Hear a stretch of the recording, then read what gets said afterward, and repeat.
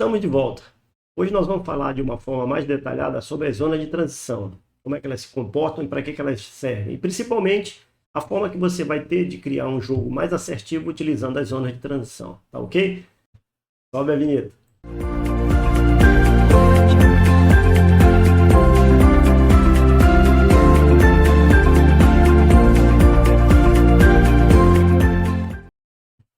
Pois bem, vamos analisar as zonas de transição. Nós temos aqui os jogos, né? Nós temos os últimos 10 jogos, inclusive o de ontem que foi o 3502. E quero lembrar também que 3502 aqui de cara já dá para ver uma coisa, né? Ele começou com 4, que é um jogo mais raro, né? 4 e 5 começando por Pareto é mais difícil, mas aconteceu, teve só um ganhador que botou no bolso 2 milhões e pouco, que não faz mal para ninguém. Pois bem, analisando aqui esse gráfico, né? Esse quadro, a gente vai observar o seguinte, ele começa de 0, 1, 2, 3 até 9x. Nós temos aqui, para cada uma dessas sequências, nós vamos ter o comportamento das dezenas, ok? Então, por exemplo, na coluna 4x eu tenho 8, 22 e 23. O que quer dizer isso? Para ficar mais fácil da gente entender, eu vou voltar aqui e me socorrer mais uma vez do nosso querido site do Microsoft, que eu já indiquei várias vezes, né? Microsoft.com.br. Não ganho nada com isso, eu sou assinante, mas é um bom site. É um bom site para a gente poder trabalhar. E aqui nós vamos observar, né? Aqui eu tenho o concurso 3493 até o 3502. Nesse contexto aqui, eu vou ter 10 concursos e eu vou observar, por exemplo, que a dezena 01, ela saiu, a frequência dela está 7, ou seja, em 10 concursos ela saiu 7 vezes. Se eu pegar a 8, por exemplo, vai mostrar que ela em 10 concursos ela saiu 4 vezes.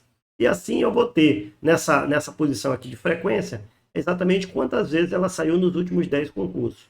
Então por aqui eu consigo montar aquela zona de transição. Se você for observar, você vai ver, por exemplo, que a 8, que ela está com 4x, ou seja, 4 vezes em 10, a 22, a 22, a 23, essas dezenas elas estão com 4x, ou seja, elas saíram 4 vezes nos últimos 10 sorteios. Então, voltando aqui para o nosso quadro, você vai observar que eu vou ter 8, 22 e 23, exatamente o que a gente observou lá. Aqui é uma forma mais fácil de você perceber. Nesse gráfico aqui, você vai ver que é uma forma mais fácil de você observar o posicionamento de cada uma das dezenas em função da sua frequência nos últimos 10 concursos. A gente vai observar também que aqui embaixo eu tenho um percentual, que ele vai me dando um percentual de quantas dezenas na coluna saíram no último concurso. E você vai observar que, por exemplo, na coluna 9x, ou seja, a dezena 19, ela saiu 9 vezes nos últimos 10 concursos. Ela saiu no último concurso, então ela só tinha uma dezena 100%. Na zona de transição 8x, ou seja, das dezenas que nos últimos 10 concursos saíram 8 vezes, eu tenho a 9, a 11, a 15 e a 16. A 11 não saiu no último concurso, mas as outras 3, ou seja, 9, 15 e 16, elas 3 saíram. Então elas são 75%. Então você vai observar que vai ter as dezenas e o percentual aqui embaixo da quantidade de dezenas que saem em relação ao último concurso. Sempre você vai observar que a zona de transição 9x, 8x, 7x e 5x são as maiores.